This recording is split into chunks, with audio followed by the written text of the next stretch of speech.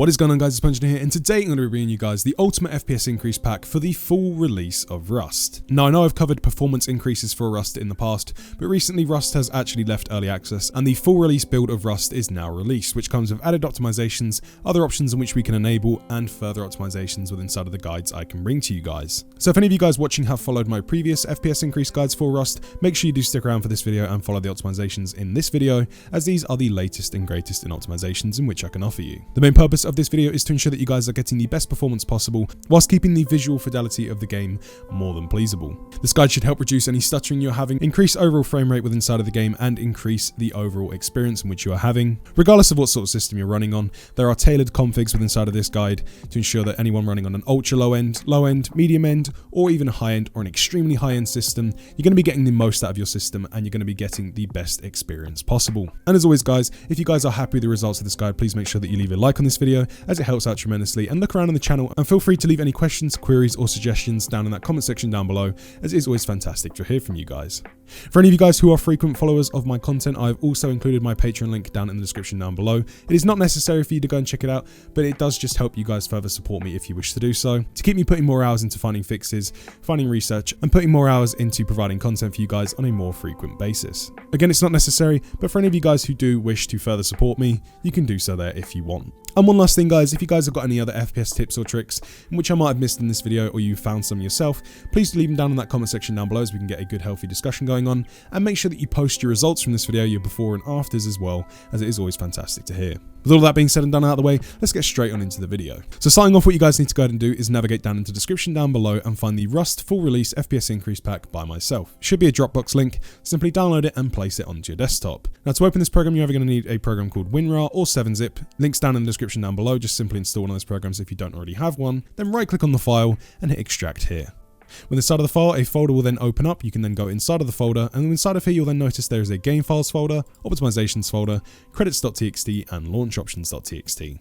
Now, inside of the credits.txt, you can find the original download links for all of the third-party optimizations within inside of this guide. You guys can find the original authors and their website, and an overall explanation as to what everything does inside of there, and you can pay credits over to the original authors as well. So starting off and keeping this guide as simple and as to the point and as easy to follow as possible, we're going to be starting off by installing our custom game files. Now, another quick thing you guys might want to note down is when installing these custom game files, they might reset the mouse sensitivity which you have in game and some of your key bindings. So make sure that you keep a mental note of those, as you'll have to reapply them after you've installed your game config. So to do this, we're going to be navigating into the game files folder. Then inside of here, you're then going to notice 4 configs: ultra low end, medium end, low end, and high end. You're going to be wanting to go with the config corresponding to what your system is like. So if you have a high end system, go with high end. If you have a low end system, go with low end. And I also recommend, if you guys at the end of this video want to further increase your FPS and you're okay with the visual quality of it, I do actually recommend coming back into here and applying maybe one of the lower end configs if you wish to further your FPS just that little bit more. So assuming that I'm recording this video on my high end gaming machine, I'm going to be going with high end. So select whichever config you wish to go ahead and use, double click on the folder, and you'll be given a client.cfg. Now, to install this, you simply need to go down and navigate to Steam, navigate down to Rust, and right click and go to Properties, then go to the Local Files tab found at the top, and then go to Browse Local Files. Then on the inside of here, you're then going to notice a CFG folder, then double click inside of the CFG folder, then go back into the custom game files config in which you're going to install, and simply go ahead and drag and drop that into your game. Then once your custom game files are then installed, you can then simply exit out of both of the folders and exit out the properties tab within inside of Steam. Proceeding on from there, we're then going to be applying our custom launch options, so simply go into the FPS pack provided again. Then this time we're going to be going into the launch options.txt by double clicking. Inside of here, you're then going to be given a notepad which gives you a tutorial on how to set the launch parameters to customize to your own system. It's very, very simple to do. All you guys simply need to do is navigate down to the bottom of your PC, right click on your taskbar, go to Task Manager, then go to the Performance tab found here at the top, and then click on CPU. So now we're going to be customizing our launch options. Now, the first option we actually need to go ahead and look at is down in the bottom right hand side. We're looking for cores and the number of cores we have in this system. So for this system, I have 6 cores. So then we're going to be going up to the top right into our launch options and setting our CPU count to the number of cores we have. So for me, that's 6. We're then going to be going down to our logical processors. This number might be different for you guys. It might be different from the amount of cores you have. And find whatever that number is for logical processors and set that number to your X threads found inside of your launch options. So for me, again, that is 6. Then proceeding on from there, all we have to do now is find out how much system RAM we have. So to do that, simply go to your memory tab on the left hand side. Then in the top right, you'll then see a number, whether that be 4 GB, 8 GB, 16 GB or more.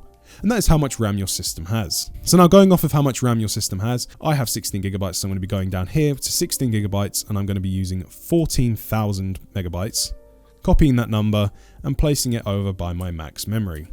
Just simply like that. And then once you guys have configured your own launch options, they are then completely good to go inside of your game. So once you guys have configured them, simply highlight all the way from the right hand side to the beginning, right click, hit copy. You can then close out your task manager and minimize out of everything else. Then navigate down to Steam once again, right click on Rust, go to properties. This time we're going to go into the general tab and going to set launch options. Then inside of the text box that appears, just simply right click and press paste. Following on from there, then press OK. And then inside of here, we're also going to be disabling the Steam overlay whilst in game. As with Rust, this does help a lot, especially alongside closing every other program on which is running on your PC.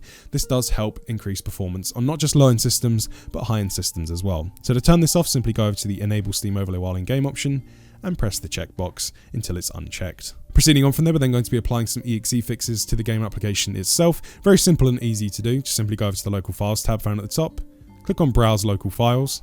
Then this time we're going to be going down to the Rust client application found here, right clicking and going to Properties.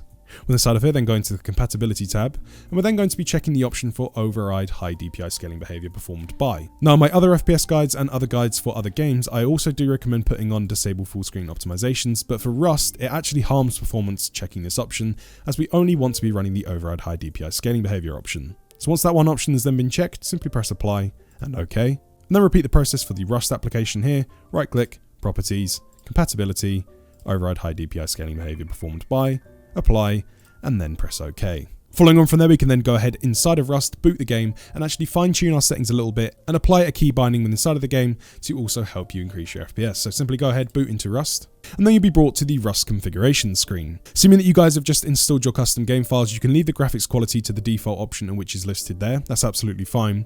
For any of you guys running on low end or ultra low end, I recommend for you guys running on the low end config that you go with 1600 by 900.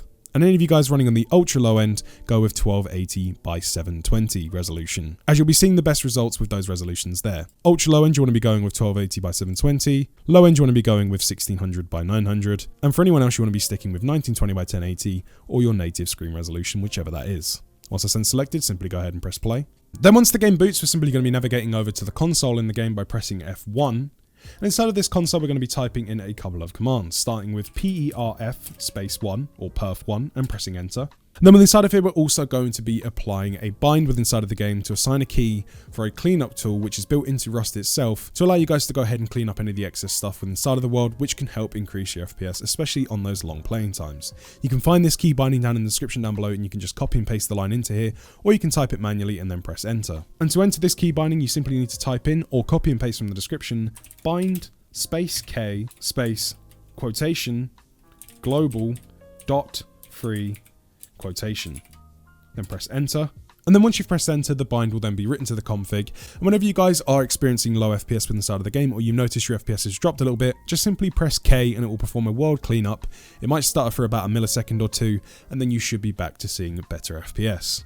Then inside of here, make sure you go to the settings icon found at the top, and then go down to your input settings and set your mouse sensitivity and all of your key bindings back to which they were beforehand. And then once you've completed with all of that, make sure the settings are applied, and you can then simply exit out of Rust. Proceeding on from there, we're then going to be applying some Windows audio fixes to ensure we're not putting any excess load on the CPU, to make sure that we're getting the best performance possible within inside of the game and the audio files can be read properly, just making sure that our Windows audio experience is one-to-one and we're not putting any excess stress on the CPU.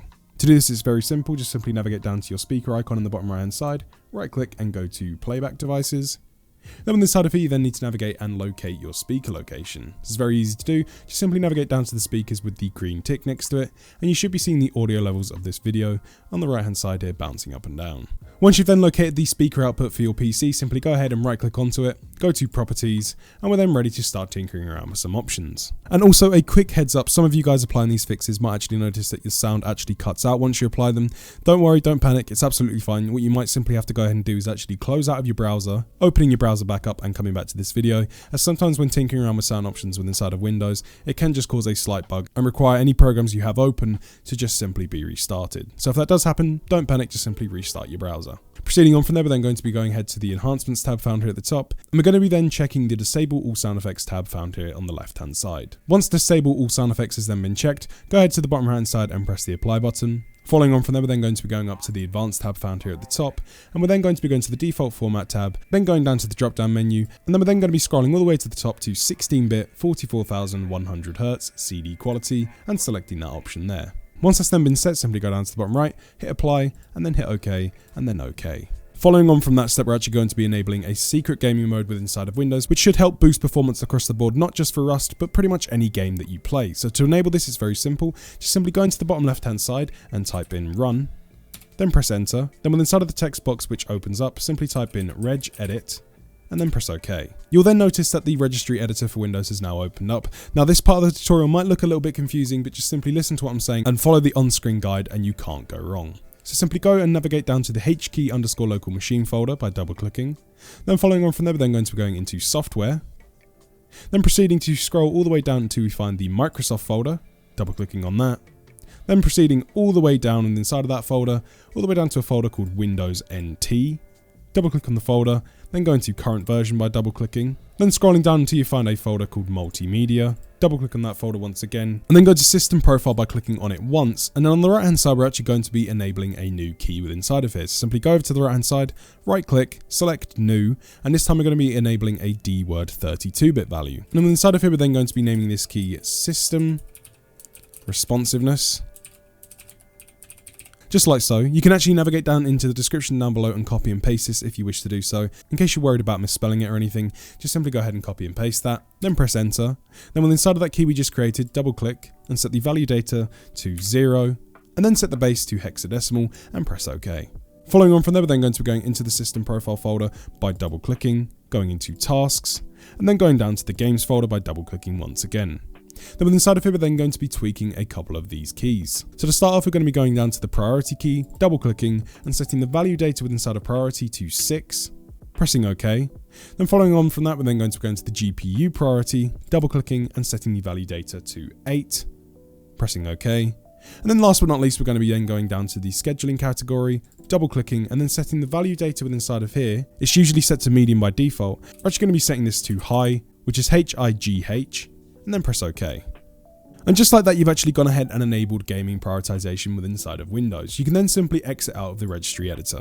Following on from there, we're actually going to be going down into our Windows power options to ensure that our system has access to 100% of the GPU and CPU resources alongside other resources in your machine as and when it needs it, and no throttling can take place. This pretty much helps lower stuttering, increase your overall frame rate, and reduce your input lag. So to do this, simply navigate down to the bottom left hand side and then type in power. Then simply click on any of the battery with the cord around it icons just like so. Then navigate over to the power options tab found here at the top. Then simply go down to the drop down menu which says show additional power plans and look for the high performance power plan in here. Simply go ahead and select it. Once it's selected, hit change plan settings. So simply just set these to whichever you wish to do so. What we're interested in doing though is clicking on the change advanced power settings option found here. And then within inside of here, we're then going to be going over to the hard disk option within inside of the advanced power settings, pressing the plus button and then going to turn off hard disk after. Clicking the plus button again and going to the setting option, double clicking on the amount of minutes. By default, I think this is set to around about 20, but we're going to be actually setting this to 0. Once it's then set, simply press apply on the bottom right hand side, then simply scroll all the way down to processor power management, click on the plus button as well for minimum processor state and maximum processor state, and ensure that they are both set to 100% as well. If they're not set to 100%, simply go to the setting, double click, set the value data to 100, and then press apply, and then press OK. And then proceeding on from there, just simply navigate down to save changes, and you can then exit out of the Windows power options. And then proceeding on from the Windows power options, we can actually navigate down into the FPS pack provided one last time, double clicking and going into the optimizations folder this time. And then inside of here, we're then going to be going to the CPU core parking 3 utility found within inside of this zip file. Just simply double click. And then within inside of here, you'll then notice the setup file for the CPU core unparking utility coded by Codebag. Again, all of the credits and the original author's website alongside the latest updates and a more in-depth description of what the program actually does can be found on Codebag's original website, which has been included in the link in the credits.txt. So make sure to go over there and check that out as well. And so for a brief overview of what the program actually does and what this program enables you to be able to do, is that Windows usually has around about 2 of your CPU cores parked for other programs, just to ensure that there is some CPU overhead left over for other programs and applications in which might need it, just to ensure that overall system slowdown doesn't happen and resources can be shared out equally. The main reason you don't want this happening whilst playing your games is that sometimes your games won't have access to 100% of the CPU resources inside of your machine, sometimes resulting in stuttering and slowdown and overall drop in FPS, when otherwise having the CPU cores unparked, which this program allows you to do, wouldn't actually happen. So to install the program, it's very simple and lightweight and easy to do. Just simply go ahead and click on the setup file. Then on the side of here, the setup wizard will then open. Just simply press next. Then go ahead and accept the terms to the license agreement. Then press next. Install it to the default location and press next.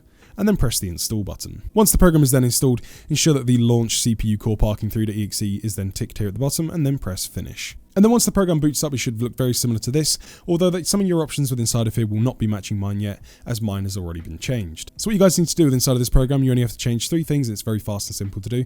Simply navigate over to the power data plan up in the top left hand side, click on the drop down menu, and then set this to high performance, as that is the power plan we are now using. Then go down to the CPU data core parking index found here in the bottom left hand side, and just grab this little blue knob here and drag it all the way up to 100%. And then we're then going to be repeating that step for the frequency scaling index over here on the right hand side to ensure that we can use 100% of the CPU speed with 100% of the cores at 100% of the utilization within inside of the CPU to ensure that we are getting the best overall performance out of the CPU, especially when it comes to those times when your FPS would usually drop and the game requires a lot of resources very quickly. So once they're all set to 100% and the power plan is set to high performance in the top left hand side, you can then simply go ahead and press the apply button. It'll then notify you that changes have successfully been applied, then press OK. You can also just have a look around in here if you want to see what sort of CPU you're running at and what sort of speed it's at. And for any of you guys interested in what sort of CPU you have and what the specs of that CPU are, you can find the details over at the CPU data and CPU performance charts there. It doesn't really help or benefit you with inside of this guide, but it is just a bit of handy information.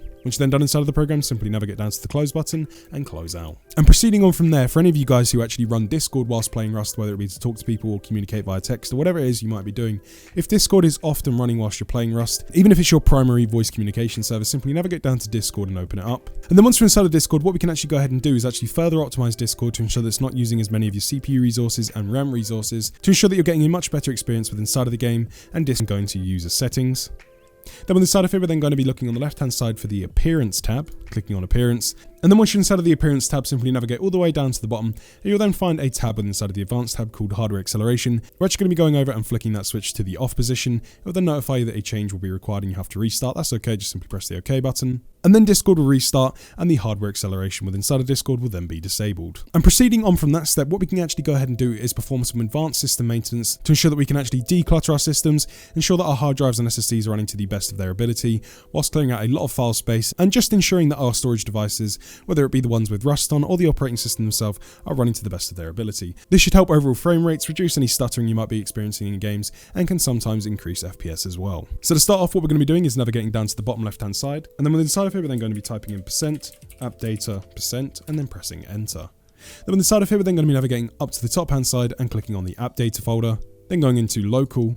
Then on the side of this folder, we're then going to be scrolling all the way down until we find a folder called TEMP. On the side of this folder, we're going to be double clicking. And then with the side of here, you're going to be finding all of your Windows excess caching files, dumping files, and other random files that could have been sat on your system for up to years at a time, depending on when you last reinstalled Windows. So what we're going to be doing with every file and folder in here is highlighting from the top to the bottom, making sure we get everything in there, right-clicking and pressing delete. It will then notify you that the action cannot be completed for all folders and files. That's absolutely fine, just simply hit the do this for all current items and skip. If it asks for any administrative privileges, just simply go ahead and press the skip button as well. And then once that's done, you'll be left with either a couple of folders and files or maybe nothing at all. Now, if there is anything remaining, they're the only folders and files within inside of your system that were actually being used within inside of this folder. Everything else you removed was actually just an excess caching file, dumping file, or something that wasn't even being used by the system and just simply taking up space and just cluttering and slowing down your overall system. At this point in my tutorials, I usually like to get some feedback on how much you actually managed to remove from this folder, as some of the stories are absolutely crazy. I've heard upwards of around about 50 gigabytes, I think was the most I've ever seen. And it's always cool to just hear what your guys' results are, so please do leave them down in that comment section below and let me know how much you actually managed to remove from here. And then proceeding on from there, we can then simply exit out of the folder. And proceeding on from there, we're actually going to be going ahead and applying some optimizations to the operating system itself to ensure that we're getting the best performance with inside of games. You can do this by simply navigating down to the bottom left hand side and then typing in this PC, right clicking on this PC and going to properties. And then on the side of here, we're then going to be going to the left hand side and going to the advanced system settings. And then on the side of here, we're then going to be going to the advanced tab found here at the top, performance and pressing settings. Starting off with inside of here, we're going to be going to the visual effects tab found here at the top and selecting the custom option, and then proceeding to pretty much uncheck every single option with inside of here besides smooth edges of screen fonts and show thumbnails instead of icons. I personally like to also turn off smooth edges of screen fonts as I prefer the way that looks. That part is personal preference. You guys can keep that on or off if you wish to do so. So mine are going to be looking like this. And then once you guys got yours set, you can then simply go ahead and press apply. And then we're going to navigate back up to the top hand side here and click on the advanced tab. set processor scheduling for the best performance of programs, and we're then going to be going down to the virtual memory tab found here and pressing change. Now with inside of the virtual memory tab, the automatically managed paging file size for all drives should be selected for the majority of you. If not, don't worry, but if it is selected for you, just simply go ahead and uncheck that. Then with inside of here, we're going to be going ahead and deleting all of our paging files for now, as we're going to be setting them properly in a minute. So to delete all of our paging files, simply start from all of your hard drives or SSDs down from the top to the bottom. So starting off with the C drive, select no paging file, set, and then press yes. And then repeat the steps for any of the other hard drives or SSDs in your system. So for me, D drive, no paging file, set. E drive, no paging file, set. And then once you've set no paging file for every single hard drive and SSD within inside of your system, we can actually go ahead and look at how to set these up properly depending on what sort of system specs you're running on. So on the right hand side now, I'm going to be putting a criteria for which you can follow depending on what sort of system specs your system has. The best situation possible and the best place to actually place a paging file would be on side of an SSD. So if you have an SSD within inside of your system, you're going to be wanting to put your page file on that SSD, regardless of what drive letter it is, whether it be a C drive, a D drive, E drive, it doesn't matter what the drive letter is. If you have an SSD on your system, the page file should always go on that. If you guys have multiple hard drives on your system, but no SSD on your system, you're going to be wanting to put the page file on side of the hard drive which doesn't have your games on. And if you guys are just running the one hard drive on your system for everything, you can go ahead and actually place the page file on that. So given the criteria on the right hand side and what applies to you, so for me I have an SSD on my system, so I'm going to be setting that to my C drive, which is my SSD. Go ahead and click on whichever drive it is you're going to be setting it to. For me it's my C drive, clicking at system manage size and pressing set. Once that's then been set to whichever hard drive or SSD you've installed that to, simply navigate down and press the OK button. It will then notify that a system restart will be required for these changes to take effect. That's absolutely fine, as we're going to be restarting our system later on after all the optimizations, so just press OK. Then once you're done inside of there, simply press apply, OK, OK, and then do restart later. And then last but not least, we're actually going to be going ahead and ensuring that we're running on the latest version of our GPU drivers, regardless of what GPU we're running, and ensuring that they are up to date. This is incredibly important and can fix so many of the issues you might already be experiencing, whether that be excess stuttering. It can also help overall boost the performance of your game and further optimize it with inside of theirs, as pretty much every single driver that pretty much comes out from either AMD Radeon or Nvidia GeForce aim to optimize your cards further and for the latest games. So if you're playing up-to-date games, I highly recommend ensuring that you're running on the latest drivers. So to do this is very simple. Just simply navigate down to the description down below and click on the corresponding link for which GPU you're running with inside of your system. For you Nvidia GeForce guys, simply click on the link and go to the automatic driver updates tab found here at the top, go to the GeForce experience and hit download. Once the download is complete, simply follow the on-screen wizard and it will go ahead and automatically detect everything for you, download your driver and install it, and you'll be good to go. And for you AMD Radeon users, it's a very similar process. Just simply click on the corresponding link for you down in the description down below, then navigate down to the automatically detect and install your driver link found here and click download now. Follow the on-screen wizard, it will automatically detect your GPU and the driver in which you need and the latest version and install that for you, and you'll also be good to go. And then a quick bonus optimization for any of you Nvidia guys out there. Once you've installed your driver and restarted your systems, you can actually navigate back into the FPS pack provided, go into the optimizations folder, and then with inside of the Nvidia settings folder, I've included a couple of screenshots with inside of here, which will show you guys the best Nvidia control panel settings to get the most out of your GPU. This doesn't require any overclocking or any excess tinkering around. It's just simply by going into the Nvidia control panel found here on your desktop. But again, I'm not going to be showing you how to do this in this video, as these screenshots are very clear and this is only for Nvidia users. And once you guys have reached this point in the tutorial and you've applied all the optimizations you wish to do so, and you're ready to restart your PC, we're actually going to be going ahead and restarting our PCs now, coming back to the video and getting ready to actually boot into Rust on a fresh boot of Windows. Welcome back to the video guys. You should have now restarted your systems and we should be on a fresh boot of Windows, ready to go ahead and start Rust. So before we start Rust, what we need to do is go into the FPS pack provided one last time, go into the optimizations folder within inside of there, and what we're going to be doing now is actually grabbing the timeresolution.exe application out of here and just dragging it onto the desktop. Now you're probably wondering what this program does. What this program basically does is it lowers the amount of input latency between the hardware you're running on your system, the game application itself, and the operating system, ensuring that they're all talking to each other at the fastest and most efficient rate possible to ensure you're not getting any excess slowdowns, stuttering, and should also help overall increase your frame rate. Now this program here, I pretty much recommend using this on every single game, whether it be CSGO, PUBG, Fortnite, Rust, wherever it is you're playing. Most applications actually benefit from running this, and it just helps to keep your system running to the best of its ability. So now that we've got the time resolution application on the desktop, I'm going to show you guys how to use it quickly. So to use the application, what you want to do before you go and play your game is actually double click on the application, navigate down to the maximum button found here on the left hand side, press maximum. By pressing maximum, it gives you the lowest amount of latency possible. Minimize the program, then play your game for however long you wish to do so. Then once you're done playing, simply exit out of the game. Then come back to time resolution by opening up from the task manager, clicking default, and then exiting out. But assuming we're actually going to be booting into Rust to play it, we're actually going to be going ahead and opening up time resolution, clicking the maximum button, and then minimizing. And then once time resolution is open and ready to go, we can then proceed down to Steam, go over to Rust, and we can then go ahead and press the play button. And again guys, don't forget to ensure that you're running on the proper settings, depending on what sort of config you've selected from my optimized configs. So if you guys are running on low or ultra low, make sure that you go with 1900 by 1600 on the resolution. But if you're running on medium end or anything higher, make sure that you stick with 1920 by 1080. And again guys, make sure you ensure that the graphics quality is set to whichever it was defaultly set to when you booted into this.